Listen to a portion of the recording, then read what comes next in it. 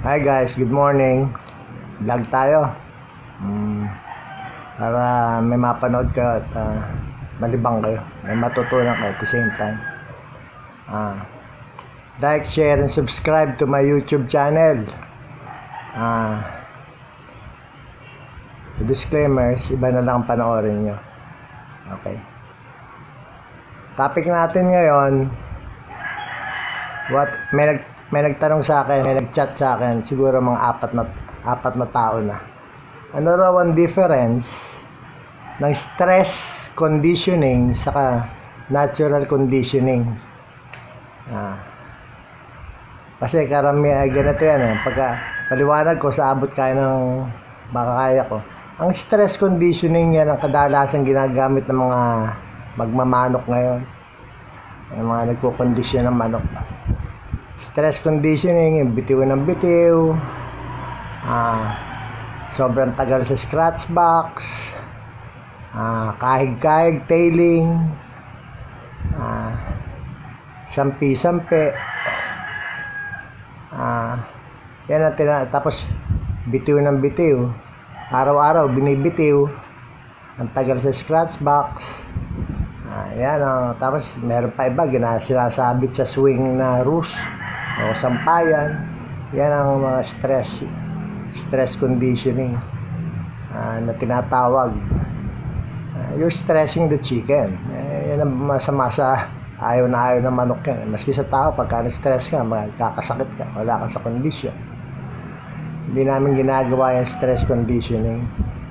Kami, yung grupo namin, kilala sa natural conditioning lang. Mental condition muna, kinokondisyon mo muna yung utak ng manok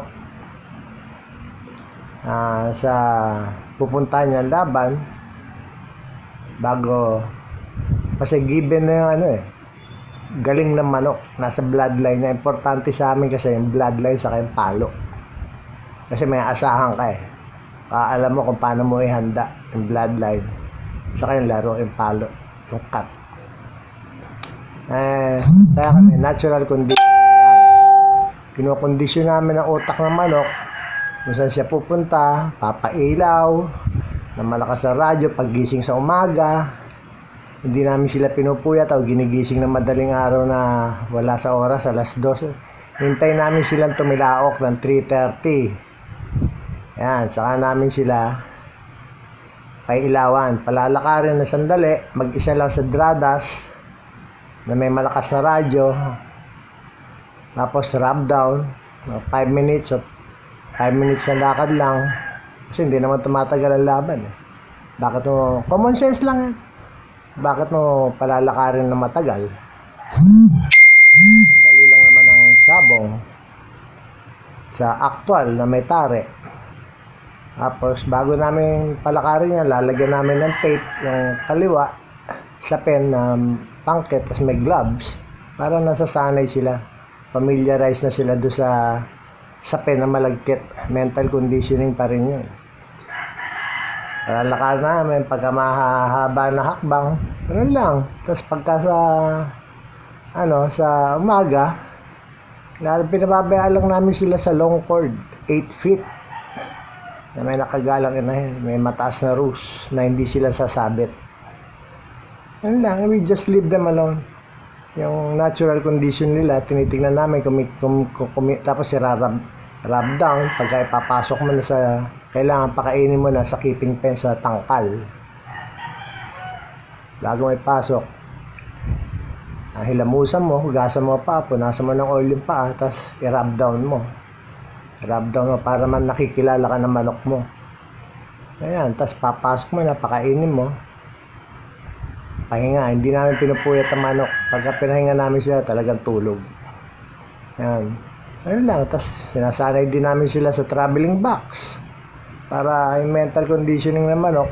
Kasi makapapansin nyo kaminsan, nangyari na sa inyo to, nangyari din sa akin to noon pa, wala pa ako alam.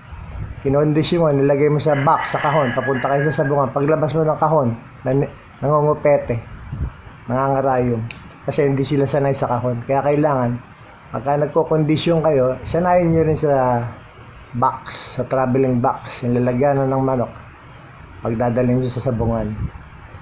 Importante rin yan, maski 10 minutes lang o 15 minutes sa box sa pagkakondisyon niya during the conditioning period. Yan lang, we don't stress. Yan ang difference ng natural conditioning saka stress conditioning. Ang stress conditioning, yung sinabi ko na kanina, bitiw ng bitiw araw-araw, kung minsan iba, kung magbitiw umaga at hapon, pakakahigi ng pagkatagal-tagal, hingal na yung manok, nakabuka na bibig, stress yan. Iwasan yung stress. Baka mamaya bigla sipunin pa yan. Usually sa stress conditioning, bigla nagkakasipon yung mga kinokondisyon manok lalo na mga stag. Kasi ang stag, pabago-bago yan. Ulitin ka na naman, pabago-bago stag. So just leave them alone. Kung meron kayong fly pen na katulad ng fly pen namin na 8 feet ang haba, 5 feet ang lapad, may buhangin, may dinikdik na charcoal, bistay na buhangin, tapos meron mga tuyong dahon, meron roost, nababayaan lang namin sila doon. Mas minsan bibigyan namin ng inahin para habulin. Okay lang naman makakasta yan. Okay, hindi nyo maisip yung manghihina. Basta 3 days before the 5 days before the day of the fight, wala nang inahin. Tapos during the keep, total blackout, magre-reduce ka na ng pagkain, magkocontrol ka na ng tubig, dagdag ka na ng pang-carbo load mo, whatever, kung ano gusto mo. Cook brown rice, bigyan nyo rin ng yogurt, saka binabad na corn, crack popcorn, tapos pasas. Huwag nyo kakalimutan ng pasas every after meal, 1 piraso para madali sila mag-empty. Yan, ganyan lang, simple lang, hindi naman komplikado. Natural conditioning we just leave them alone. Kung ano, makikita nyo naman yung body language sa manok, kikintab yan, tilaok ng tilaok, namumula, maganda dropping buo. Yan, malapit na yan. Yan ang ginagawa natural conditioning compare sa ginagawa ng karamihan na stress conditioning ang tawag doon sa ginagawa nila. You don't do that. Hindi effective, hindi consistent yan. Yung natural conditioning, consistent yan. Marami nagcha-champion dyan. Yan lang. Masasabi ko sa inyo na difference ng stress conditioning at compare sa natural conditioning. Very simple. It's not complicated. Common sense lang yan. Saka pagka nasa dradas kayo, hindi masyadong galitin.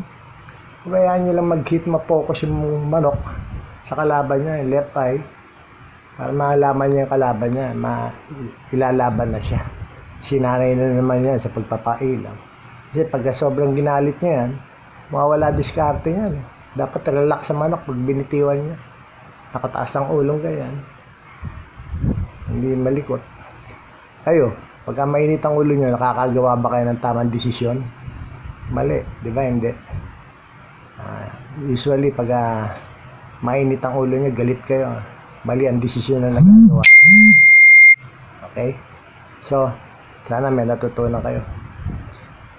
Shoutout ko nga pala si Atty. Abel Almario ng Rainmaker Game Farm, Joseph Salanga ng SB2 Game Farm Pangasinan, Awit Balahadja ng JB Game Farm sa Tanawan, Atty. Aldwin T ng Jet T Game Farm, si mga Andres family, si Ruel, Leia, Susie, Roderick, Arthur, Alvin, saka yung iba sa susunod naman, Edwin si Edwin na sa California, saka mga iba ko kaibigan. Please support all orphanage within your area. Tulungan natin sila. Children Cancer Ward, mentally and physically challenged children foundations. Support natin sila mga brad. Konti-konti lang. Kung meron naman tayo sobra. At saka yung mga nursing home para sa matatanda. Support natin sila. Dalaw-dalawin natin sila. Kung may sobra kayo, good karma, tulungan natin sila. Okay? Avoid using plastic. Avoid cutting trees. Let's plant more trees. Avoid. Huwag tayong mag-pollute ng environment natin. Let's keep our air clean and green. Okay? Ano pa ba? Love our culture. Be proud to be a Filipino.